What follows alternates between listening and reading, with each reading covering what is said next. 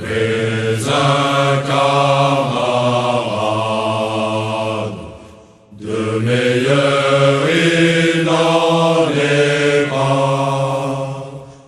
Dans la paix et dans la guerre, nous allions comme deux.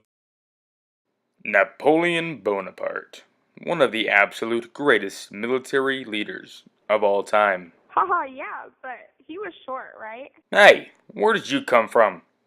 But to answer your question, yes. Yeah, he was short, but we're not there yet. Haha, okay. Napoleon Bonaparte was born August 15th, 1769, in Ajaccio, on the Mediterranean island of Corsica. He was the second of 8 surviving children born into his family. Wait. I thought he was from France. Are you going to keep interrupting me? But no, he wasn't. France acquired this island from the city-state of Genoa, in Italy. It wasn't until later did he actually adopt the French spelling of his last name in the French language. So, he's Italian? No. Yes, he was born on an island that was part of Italy. But France had acquired it. He was born after France had control, plus he had a French education, so therefore he's French. Haha, okay, whatever you say. Now can I continue, please? From a very young age, Napoleon sought out to make a name for himself. He came from a noble family, however, he was actually poor in reality. We might be poor, but I can still make a name for myself. Throughout much of his early life, Napoleon attended school in mainland France. This is where he learned the French language and later changes his name to the French spelling. Oh, I get it now. Yeah, of course you do.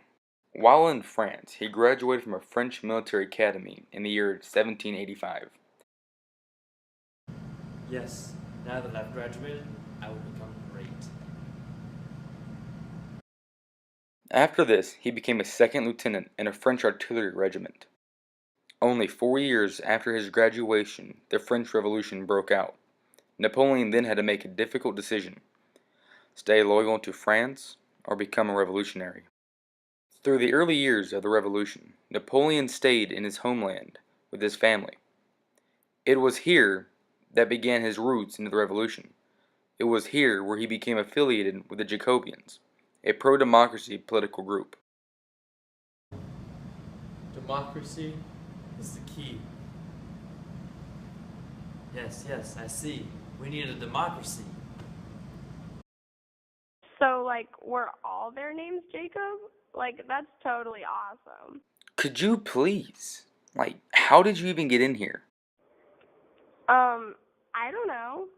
If you're gonna stay, just be quiet, please. After the fall of the monarchy, Napoleon became associated with Augustin Robespierre, the brother of the revolutionary leader Maximilien Robespierre, a Jacobian who was the key force behind the Reign of Terror. During this time, Napoleon was promoted to the rank of brigadier general in the army. However, after Robespierre fell from power and was guillotined alongside with his brother, Augustin, in July 1794, Napoleon was briefly put under house arrest for his ties to the brothers. In November 1799, in an event known as the Coup of 18 Brumaire, Napoleon was part of a group that successfully overthrew the French Directory. The Directory was replaced with a 3-member consulate, and Napoleon became first consul, making him France's leading political figure.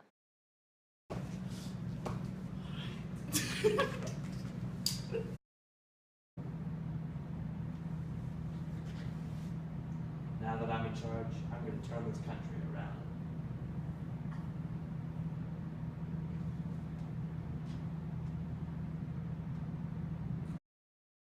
As first consul, Napoleon worked to restore stability to the post-revolutionary France. He centralized the government, instituted reforms in such areas as banking and education, supported science and the arts, and sought to improve relations between his regime and the Pope, who represented France's main religion, Catholicism. One of his most significant accomplishments was the Napoleonic Code, which streamlined the French legal system and continues to form the foundation of French civil law to this very day. In 1802, a constitutional amendment made Napoleon first consul for life. 2 years later, in 1804, he crowned himself Emperor of France in a lavish ceremony at the Cathedral of Notre Dame in Paris. I now crown myself Emperor of France. From 1803 to 1815, France was engaged in the Napoleonic Wars, a series of major conflicts with various coalitions of the European nations. We just took over the city of America. Who do you want us to attack next? I'm pretty sure Nepal was next on the list. Naples? Oh. That one, sure. Yes. We will conquer the world.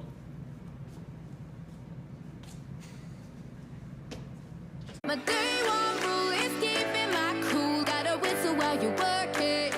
That's why you gotta never let them see you down, see you down. Oh, oh, hey. Gotta smile while you're hurting and whistle while you work it.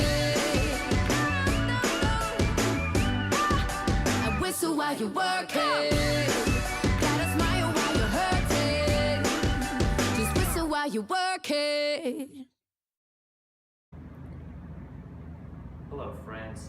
My name is Napoleon Bonaparte, and I'm running for Emperor of France.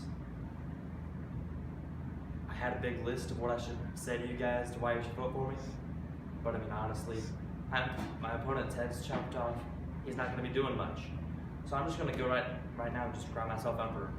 Napoleon! Napoleon! I'm your #1 fan. Can you please sign my scarf? Sign it, sign it, sign it! Oh my goodness.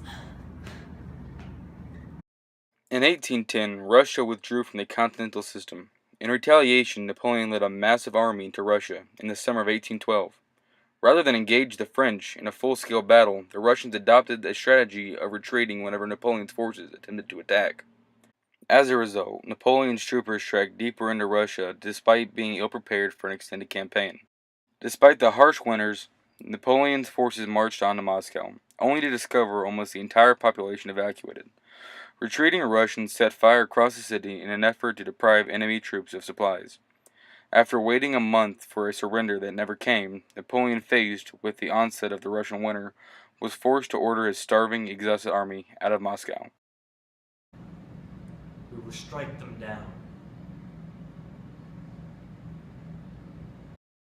It was during this time that Napoleon had to make some critical decisions, whether to leave his troops in Russia or to retreat. Though retreat meant almost a certain death for many of his troops, staying would mean an end for them all. Russia will fall. Napoleon then decided to retreat his forces out of Russia. Though, on their way home in this disastrous retreat, out of the estimated 600,000 men that started the campaign, only 100,000 survived. This would be one of the worst retreats in all of history. On account of this awful defeat in Russia, Napoleon was then banished from the country to live a life of solitude on an abandoned island. He was exiled to the island of St. Helena. It was in the South Atlantic Ocean, and it was a British-held island. If I must be banished, I will go.